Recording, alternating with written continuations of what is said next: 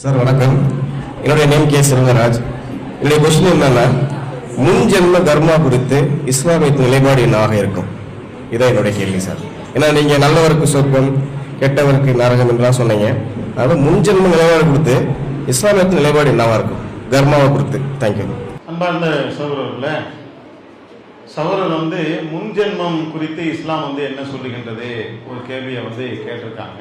இப்ப இந்த பிறவில நாம படக்கூடிய கஷ்டங்கள், சிரமங்கள் எல்லாமே முற்பிறவில நாம் செய்த பாவத்துக்கு உண்டான பரிகாரமாகத்தான், அந்த கர்ம பயணத்தை நாம இன்றைக்கு அனுபவித்துக் கொண்டிருக்கிறோம் அப்படிங்கிற ஒரு புரிதல் சமூகத்துல இருக்குது. இப்ப இந்த உலகத்துல நாம நிறைய பாவம் செய்யறோம்னு வைங்களேன், அடுத்த பிறவில நாம நாயா தான் பிறப்போம். உதாரணத்துக்கு சொல்ல வரேன். அப்ப நம்ம நாயா பிறந்தப்பறம் நம்ம எல்லாரும் கல்ல விட்டு எறிவாங்க, நாம என்ன செய்வோம், தெரு தெருவா சுத்துவோம். அல்லது நம்ம மாடா பிறப்போம், நம்ம ஆடா பிறப்போம், புழு பூச்சியா பிறப்போம், ஒரு மரமாக நாம பிறப்போம், புல்லாக பிறப்போம். இந்த மனித படைப்புங்கிறது நமக்கு இறைவன் செய்த மிகப்பெரிய ஒரு பாக்கியம்.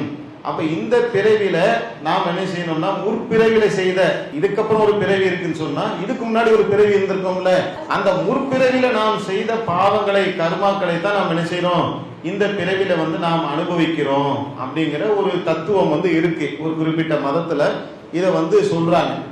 இது குறித்து இஸ்லாம் என்ன சொல்லுகின்றது அப்படிங்கறதான் கேள்வியா கேட்கிறாங்க.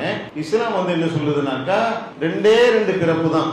ஒரு பிறப்பு இந்த உலகத்துல இப்ப நம்ம வாழ்றது, இதோட மறுபிறப்பு விசாரணை நாள் தான். ஏற்கனவே ஒரு பிறப்பு, இப்போ ஒரு பிறப்பு, பலகட்ட பிறப்புகளை எடுத்துக்கிட்டே இருக்கிறது அப்படிங்கறது அந்த தத்துவத்தை இஸ்லாம் ஏற்கல. ஏன்னாக்கா, இப்ப நான் போன பிறப்புல நான் என்னவா இருந்தேன்னு எனக்கு தெரியுமா? உங்களுக்கு யாராவது கண்டுபிடிக்க முடியுதா? நான் யோசிச்சு பார்த்தேங்க. ஆமாங்க, நான் பிரவுன் கலர் மாடா இருந்தேன் அப்படின்னு உங்களுக்கு ஏதாவது கண்டுபிடிக்க முடியுதா?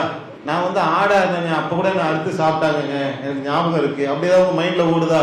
இல்லங்க, நான் ஒரு குருவியா இருந்தேன் அப்படி சிந்தனைக்கு வருதா? வரல. அப்ப அதே மாதிரி நான் இறந்து போனதுக்கு அப்புறம், உதாரணத்துக்கு சொல்ல வரேன், எனக்கு ஒரு தண்டனை கொடுப்பதாக இருந்தால் நான் புரிஞ்சுக்கிட்டாதானே அது தண்டனை. ஒருத்தர் ஒரு 10 கொலை செய்யறாரு, அவர்களை தூக்குல போடுறாங்கன்னு வைங்களேன், அவர் சுயநினைவோடு இருந்தாலும் தூக்குலயே போடுவாங்க. ஏன்? அவருக்கு உடம்பு சரியில்லைங்க, அவர் சுயநினைவுல போயிட்டார், கோமால போயிட்டாருன்னு வைங்களேன், அவருக்கு தூக்குல போடுவாங்களா? போட மாட்டாங்க. ஏன் தூக்குல போட மாட்டாங்க? அவர் செய்த தவறை அவர் உணர வேண்டும், அவர் புரிந்து கொள்ள வேண்டும். இன்னும் சில நாடுகளை எப்படி வச்சிருக்காங்க, ஒத்துக்கிட்டாதான் தண்டனையே. ஒத்துக்கிற வரைக்கும் அவருக்கு என்ன செய்வாங்க, ஆதாரங்களை காட்டி விசாரிச்சுக்கிட்டே இருப்பாங்க. அப்ப ஒருவன் தான் செய்த என்ன காரணத்திற்காக எனக்கு இந்த தூக்கு தண்டனை தரப்படுகின்றது என்பதை அவன் விளங்கினாதானே அது பேர் தண்டனை. இல்லாட்டி இது தண்டனையா?